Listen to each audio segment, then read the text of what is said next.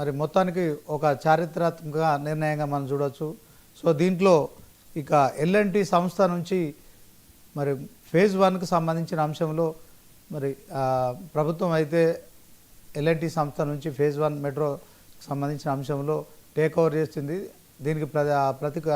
దీనికి సంబంధించిన అంశంలో 2000 కోట్ల రూపాయలు ఎల్ఎంటీకి చెల్లించడానికి కూడా ప్రభుత్వం నిర్ణయం తీసుకుంది. ఇక నిన్న జరిగిన ఒప్పందంలో భాగంగా ఓవరాల్గా ఈ ఎల్ఎన్టీ సంస్థ మరి హైదరాబాద్ నగరంలో నిర్మించిన మెట్రో ఫేజ్ 1 ఇష్యూలో సో ఇక ప్రభుత్వం చేతికి అప్పగించింది.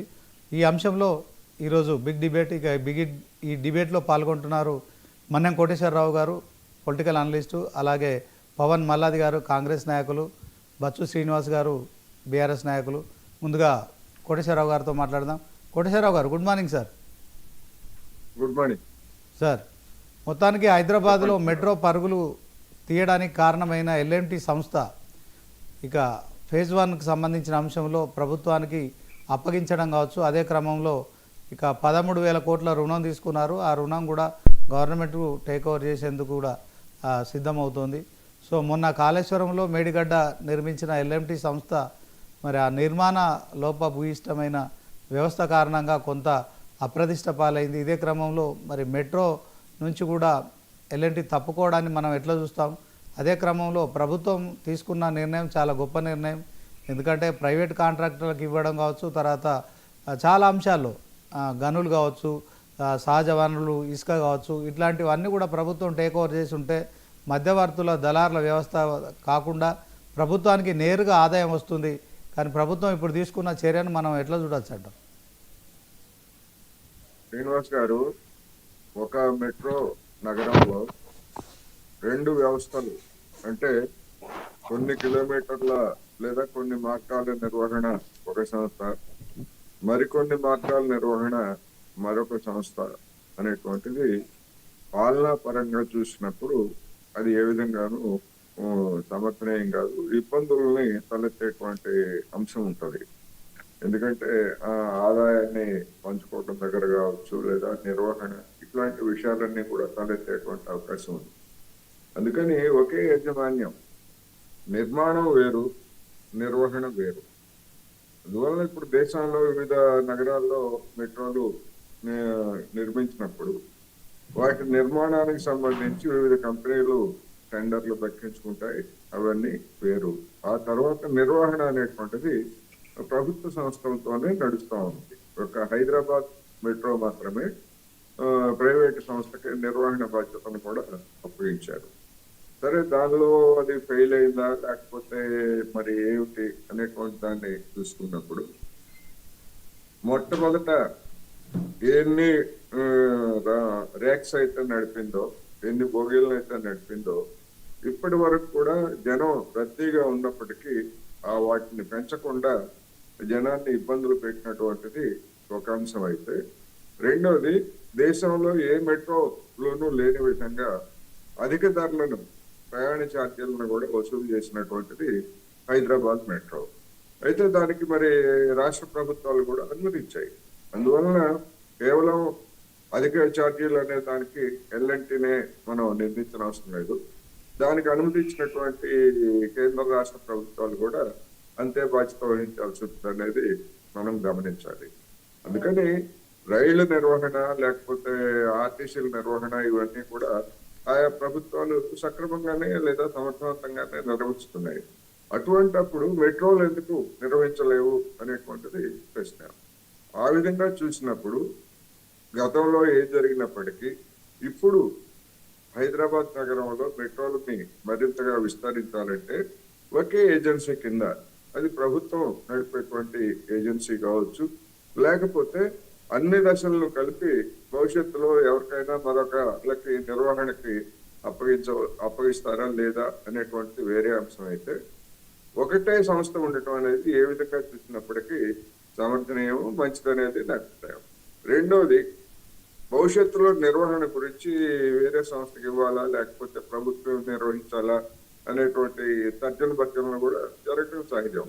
నా అభిప్రాయం అయితే ప్రభుత్వమే నిర్వహణను చేపట్టాలి. ఎందుకు అంటే ప్రభుత్వానికి జవాబుదారీ ఉంటుంది. అదే ప్రైవేటు నిర్వహణ సంస్థకి ఆ విధమైనటువంటి జవాబుదారీతనం కంటే లాభాలు తాము పెట్టినటువంటి పెట్టుబడులకి లాభాలే అనేటువంటి ప్రాతిపదిక అయితే అది ఏకైకంగా ఉంటుంది.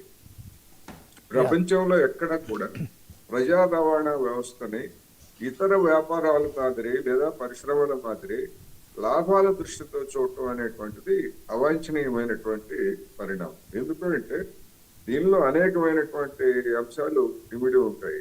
ఇది ఒక విధంగా చెప్పాలంటే సేవా రంగం ఉన్నాయి. ఇటువంటి సేవా రంగం సామాన్యుల నుంచి ఉన్నత స్థాయి వరకు వినియోగించేటువంటి దీని నుంచి లాభాలు పీటుకోవాలనేటువంటి కాకుండా మెరుగైనటువంటి సేవలు అందించాలి. అయితే దాని అర్థం ప్రభుత్వాలు సబ్సిడీ ఇవ్వగలిగితే మంచిదే, కాకపోతే కనీసం నిర్వహణ ఖర్చులు వసూలు చేయడం దాన్ని ఎవరు తప్పుపట్టరు. కానీ ఇక్కడ హైదరాబాద్ మెట్రో విషయానికి వచ్చేసరికి ఛార్జీలు ఎక్కువగా ఉన్నాయనేటువంటి ఒకటి. రెండోది, ప్రయాణికుల రద్దీ సమయాల్లో కూడా బోగీలను పెంచకుండా ప్రారంభంలో ఏవైతే పెట్టారో వాటితోనే నడిపిస్తున్నారు అనేది కూడా ఎల్ఎన్టీ మీద వచ్చినటువంటి విమర్శ. అందుకని రాష్ట్ర ప్రభుత్వం దాన్ని టేక్ఓవర్ చేయడం, దాని వాటాను కొనుగోలు చేయడం మంచిదే.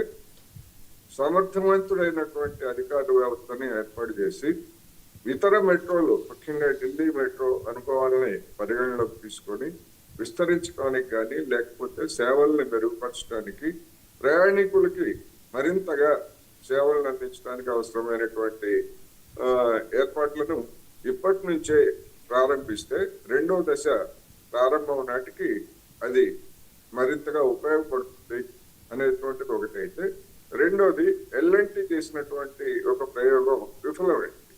ముఖ్యంగా కొన్ని స్టేషన్లను అభివృద్ధి చేసి అక్కడ షాపింగ్ మాల్స్ లేదా ఇట్లాంటి పెట్టాలనేటువంటి ఆలోచనతోటి అది రంగంలోకి వచ్చింది, కానీ అది విఫలమైంది. ఎందుకు విఫలమైంది, ఏమిటి అనేటువంటిది ఒకటైతే, రెండవది ప్రత్యామ్నాయంగా ఏం చేయాలి. మెట్రోకి అవసరమైనటువంటి అదనపు ఆదాయ వనరులు, అంటే ప్రయాణికుల ఛార్జీల ద్వారా కాకుండా అదనపు ఆదాయ వనరులు రావడం అనేటువంటిది కూడా ముఖ్యమే. ఇవాళ అనేక ఆర్టీసీలు ఇవన్నీ కూడా మనం చూస్తున్నాం. అందుకని వీటన్నిటిని సమగ్రమైనటువంటి నిపుణులతోటి ఒక కమిటీని వేస్తారా లేకపోతే ఏం చేస్తారు ఏమిటి అనేటువంటిది ప్రభుత్వానికి సంబంధించినటువంటి అంశం. మొత్తం మీద ఒక మంచి పరిణామం జరిగింది. ఈ పరిణామం రాబోయేటువంటి రోజుల్లో హైదరాబాద్ పరిసరాల్లో ఉన్నటువంటి ప్రయాణికులకి మరిన్ని సౌకర్యాలు కలిగించే విధంగా, ముఖ్యంగా ఈ ట్రాన్స్పోర్ట్ లో మోటారు వాహనాల యొక్క వినియోగాన్ని తగ్గించడం ద్వారా హైదరాబాద్ నగరంలో కాలుష్యాన్ని కూడా నివారించడానికి ఈ మెట్రో అనేటువంటిది, మెట్రో రైలు కావచ్చు, ఎంఎంటిఎస్ రైలు కావచ్చు, వీటిని సైమల్టేనియస్ గా ఎంఎంటిఎస్ కూడా చాలా అధ్వానంగా ఉంది. కేంద్ర ప్రభుత్వం దాన్ని అసలు పట్టించుకోవట్లేదు.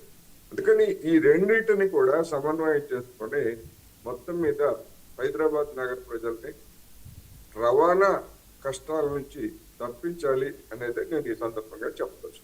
Right sir, thank you sir. ఇంకా మరొకసారి బచ్చు శ్రీనివాస్ గారు, గుడ్ మార్నింగ్ అండి. అలాగే డిబేట్లో ఉన్న శ్రీనివాస్ గారు శ్రీనివాస్ గారు ఎట్లా చూస్తారు మెట్రో నుంచి